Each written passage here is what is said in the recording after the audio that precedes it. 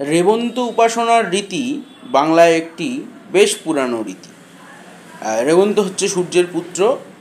এখন এই রেবন্ত উপাসনার রীতির যে প্রবাহ, সেই প্রবাহের সঙ্গে পরবর্তীতে যুক্ত হয়েছে ব্যাঘ্র বাহন দেবতার।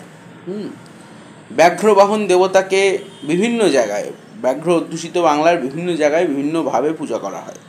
যেমন মালদহে আমি নিজে দেখেছি সোনারায়ের পুজো করা হয়।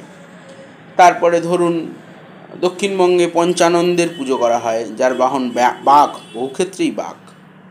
তারপরে ধরুন আবার বাঘ তাকেই দেবতা হিসেবে পুজো করা হয়। আমি গতকালকে বলছিলাম যে বাঘ ভৈরবের পুজো করা হয়, সেটা হয় আপনার নেপালে। আবার মুর্শিদাবাদে একটা জায়গা রয়েছে, সেখানে বাঘকেই হচ্ছে গিয়ে কালী হিসাবে পুজো করা হয়। তবে বাঘ দ্বারা যে সমস্ত মানুষকে মানে হত হয়েছেন, যে সমস্ত মানুষ, সেই সমস্ত পূর্বপুরুষকে বাঘুত হিসাবে পুজো করে পুরুলিয়ার কোরা সম্প্রদায়ের মানুষ। এটা গবেষক সঞ্জয় বাবুর আমাদের নজরে এনেছেন। সেই কোরা সম্প্রদায়ের মানুষ সুন্দরবনে এসেছেন এবং তারা হয়েছেন কাওড়া। ঠিক আছে? তো বাঘকে বিভিন্নভাবে পুজো করার একটা রীতি বাংলায়, মানে বহু প্রাচীন রীতি।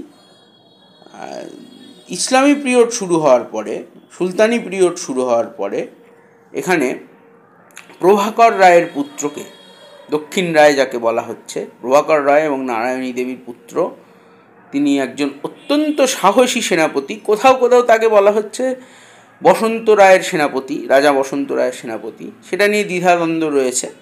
কিন্তু প্রভাকর রায় এবং নারায়ণী দেবীর পুত্র, যিনি জঙ্গলের মানুষকে বাঘের আক্রমণ থেকে উদ্ধার করে থাকেন, তাকেই বলা হচ্ছে দক্ষিণ রায়।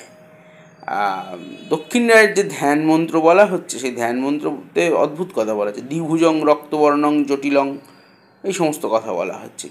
দক্ষিণ রায়ের প্রধান উৎসব সাধারণত পৌষ মাসের শেষ দিনে।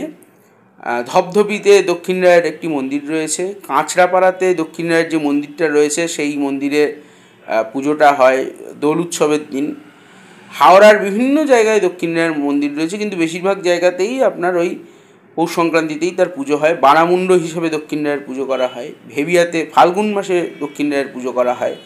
দক্ষিণ রায়েরও জাঁতাল অনুষ্ঠিত হয়, ধপধপিতে জাঁতাল অনুষ্ঠিত হয়। দক্ষিণ রায় দক্ষিণবঙ্গের একটি বিশিষ্ট দেবতা। তাকে নিয়ে আরও প্রচুর গবেষণার কাজ আমাদের করতে হবে।